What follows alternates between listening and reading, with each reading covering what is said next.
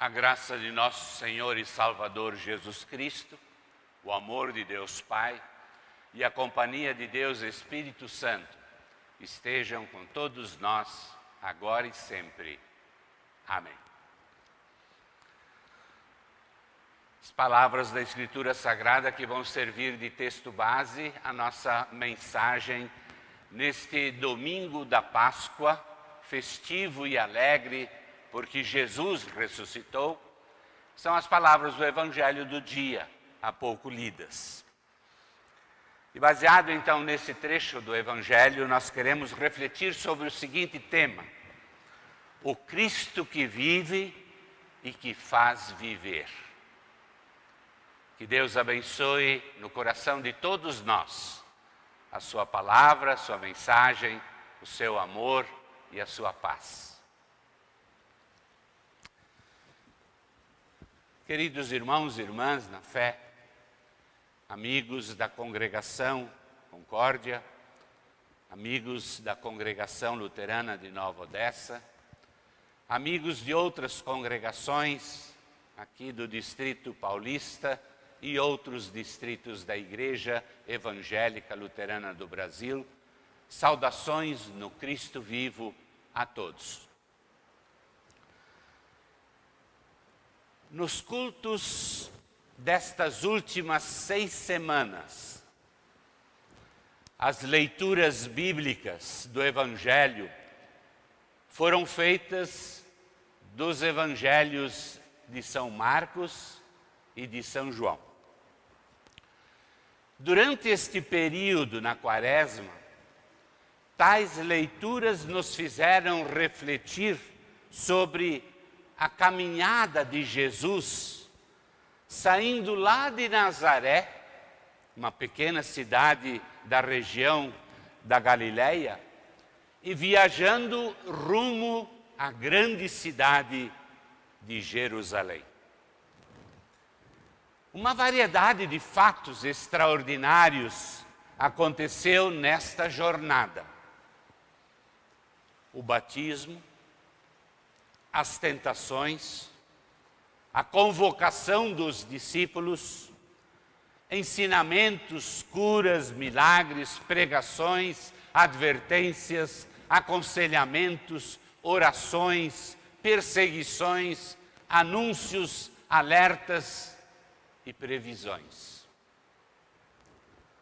Finalmente, tendo passado pelas vilas de Betânia e de Betfagé, e circuncidado o famoso Monte das Oliveiras, eis que o Salvador e seus discípulos finalmente avistam a grande Jerusalém. No domingo de Ramos, este Jesus que sempre evitava qualquer demonstração de adulação pública e fugira das multidões que tentavam coroá-lo rei, eis que ali ele deixou as pessoas honrá-lo como o Messias vitorioso. Porém, os líderes judeus se opuseram e alertaram as autoridades romanas.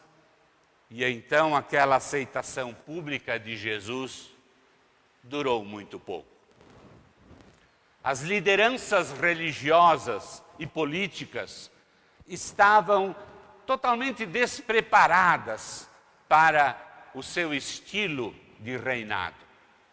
Acharam suas exigências duras demais e as recompensas prometidas vagas demais. Jesus, porém, não fez nenhum esforço para amenizar a severidade da sua mensagem.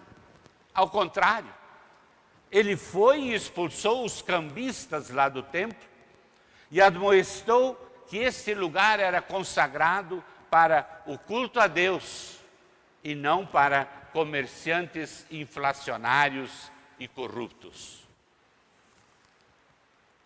Aquela semana prosseguiu bastante tensa.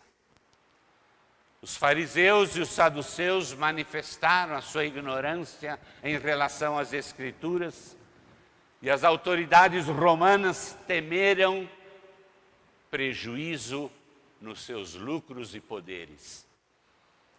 As forças do mal trabalharam na surdina e Judas Iscariotes, traiçoeiramente, barganhou a prisão do seu mestre por 30 moedas de prata. O sofrimento de Jesus foi descomunal. E ao orar ao Pai Celestial, o suor dele eram que nem gotas de sangue caindo no chão do jardim do Getsêmani. Foi preso, seus discípulos fugiram, Pedro o negou, enfrentou o julgamento absurdo da igreja e do Estado e, embora inocente, foi condenado por ambos, sob os gritos ignorantes do povo: crucifica-o, crucifica-o. Jesus recebeu socos e açoites, cuspidas, blasfêmias, humilhações e acabou pendurado numa cruz maldita. Na meia-tarde da sexta-feira, Jesus deu um último grito lá no alto do Monte Calvário e morreu.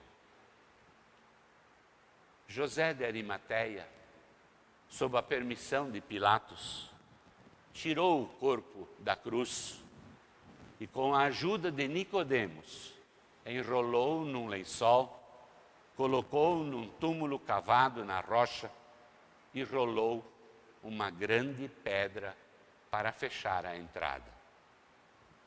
No sábado, em obediência à lei, nada podia ser feito.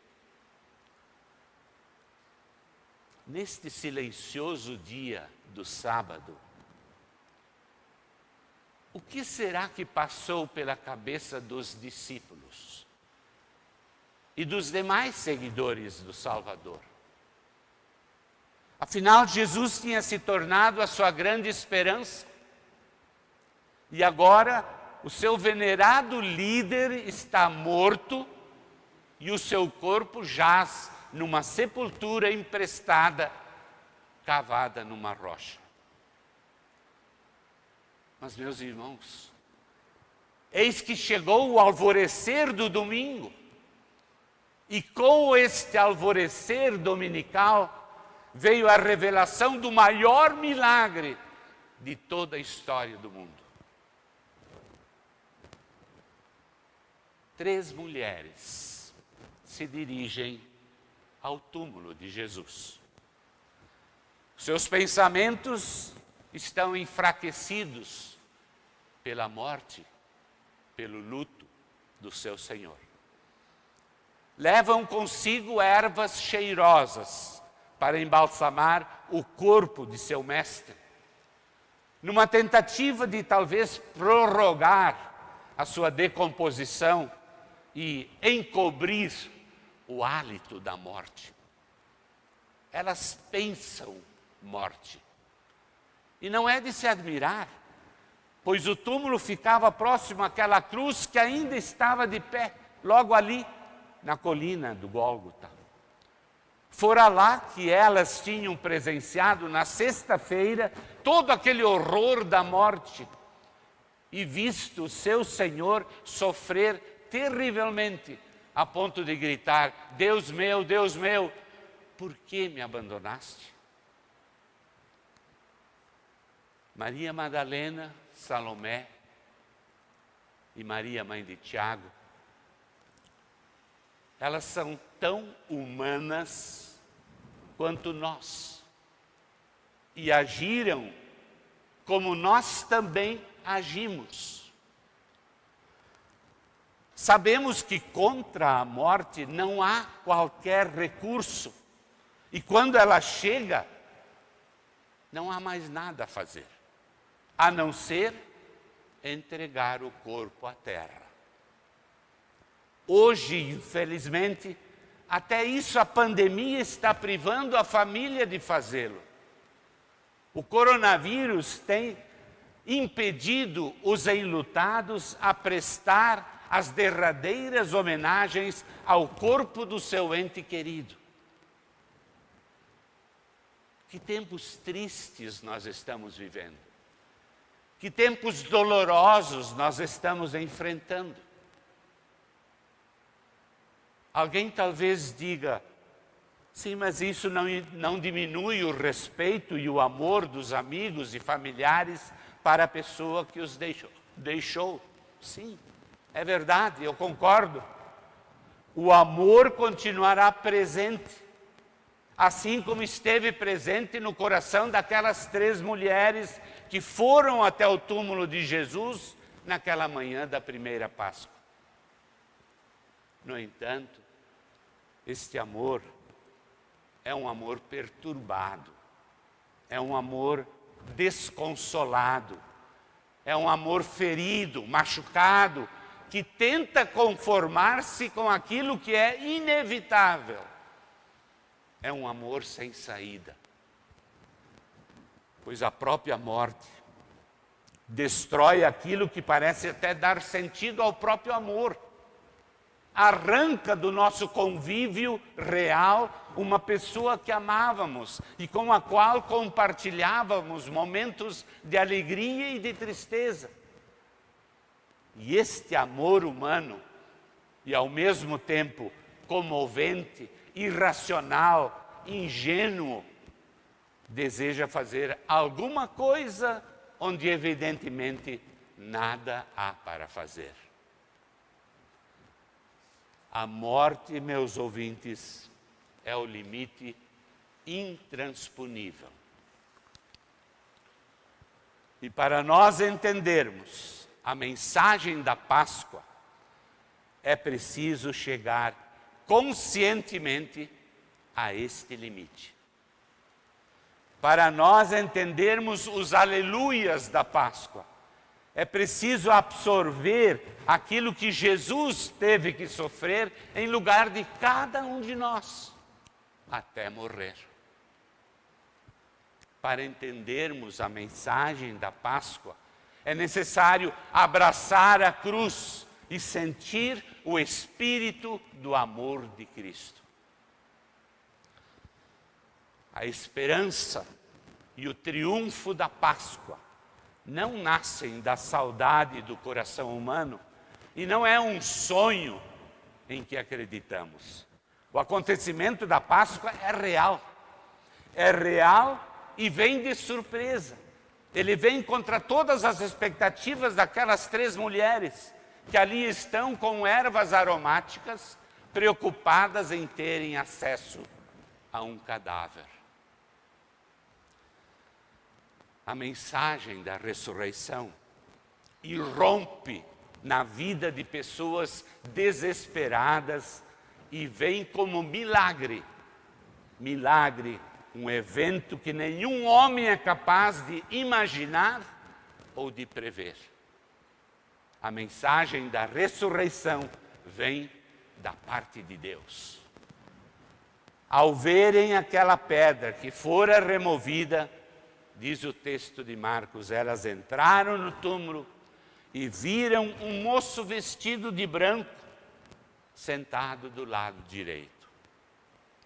É um anjo de Deus, cujas próprias vestes brancas mostram que eles vieram não de um lugar de tristeza, não de um lugar de luto, preocupado em embalsamar o corpo, para encobrir o cheiro da morte. Não.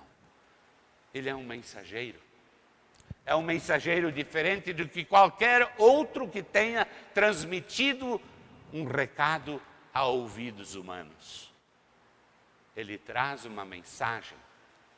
Este anjo traz uma mensagem da própria vida, ao dizer, não se assustem. Sei que vocês estão procurando Jesus de Nazaré, aquele que foi crucificado, mas ele não está mais aqui. Já foi ressuscitado. Eis o lugar onde ele tinha sido posto. Meus ouvintes, esta mensagem rasga o véu da tristeza que vinha embaciando o olhar daquelas 3 mulheres. Esta mensagem afasta as preocupações pelo corpo inanimado e pela aplicação de perfumes. A pedra fora removida, o corpo já não está mais ali.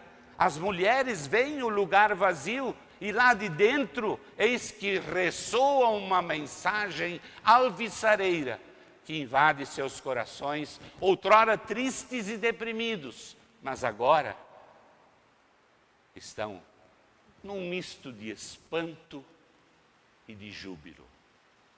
Ele não está mais aqui, ele foi ressuscitado. Jesus Cristo vive vida gloriosa depois de passar pelo abismo escuro da morte. O crucificado que o mundo rejeitou e matou, vive. Deus lhe deu a vitória sobre este mundo dominado pelas trevas, pelo medo, pela injustiça, pela tristeza. Jesus foi ressuscitado. Esta verdade é o fundamento da igreja cristã. O povo cristão agora pode dizer e pode proclamar aos 4 cantos do universo: nós fomos resgatados e salvos por Jesus Cristo, que após morrer por nós na cruz, ressurgiu. Não cremos num Salvador morto, que necessite de ervas aromáticas. Nós cremos num Senhor que morreu e que foi ressuscitado. Somente à luz da Páscoa é que nós entenderemos o que aconteceu na Sexta-feira Santa. Foi assim com os primeiros discípulos e é assim conosco também. Talvez agora alguém pergunte: mas onde isso está acontecendo? Onde está aquele jovem vestido de branco que me fale da boa mensagem, que me arranque da minha tristeza, que me liberte dos problemas da vida? Eu só vejo cruz, escuto choro e lamentos, cheiro ervas aromáticas, sinto solidão e depressão. E o mensageiro da esperança, onde se encontra? Pois o mensageiro da esperança, ele desapareceu. Desapareceu por trás desta mensagem. É assim que fazem os anjos de Deus. Sempre. Eles dão o recado e então deixam a própria mensagem agir. Foi assim que eles fizeram com José e Maria. Foi assim que eles fizeram com os pastores lá nas campinas de Belém. Portanto, meus ouvintes, não perguntemos pelo mensageiro. Qualquer humilde cristão poderá ser o moço de recados de Deus. O que realmente importa é que a mensagem não desaparece. Apesar da fraqueza, das dúvidas e do medo, muitas vezes, dos próprios mensageiros, ela corre o mundo. Vejam o caso das 3 mulheres. O anjo lhe pediu para anunciar esta boa notícia da ressurreição. E o que elas fizeram? Fugiram lá do túmulo, amedrontadas. De imediato não contaram para ninguém. Nós, entretanto, sabemos hoje que apesar desse momento de fraqueza, a mensagem da ressurreição chegou até os discípulos. E depois não parou mais, apesar das dúvidas de um Tomé, apesar de Pedro, que a princípio não queria transmitir essa mensagem para outros povos, apesar das ferrenhas perseguições, apesar dos martírios por causa da fé. Mas é que a mensagem da ressurreição, ela se propaga a si mesma. Não de forma mágica. Ela se propaga transformando vidas das pessoas que ela atinge. Como aconteceu com Paulo, lá na entrada da cidade de Damasco, transformando-o no instrumento de Deus, justamente no momento em que ele estava empenhado em destruir o povo de Cristo. E como esta mensagem da ressurreição consegue tudo isso? Se não é pelo poder de persuasão dos mensageiros, qual é o segredo sempre renovado do Evangelho do Cristo ressuscitado? Vejam o que diz o texto. Agora vão, disse o anjo, e deem este recado a Pedro e aos outros discípulos. Ele, Cristo ressuscitado, ele irá para a Galiléia adiante de vocês. Lá vocês vão vê-lo, como ele mesmo disse. Meus ouvintes, o segredo do poder da mensagem pascal é o próprio Cristo ressuscitado, que vai adiante dos seus mensageiros. E não só lá na Galiléia ou em Jerusalém, mas em qualquer lugar do mundo onde a sua ressurreição está sendo proclamada. Por isso, queridos ouvintes, o Cristo ressuscitado está também entre nós, antes que qualquer mensageiro nos convença. É Ele que dá o lastro à sua mensagem de esperança.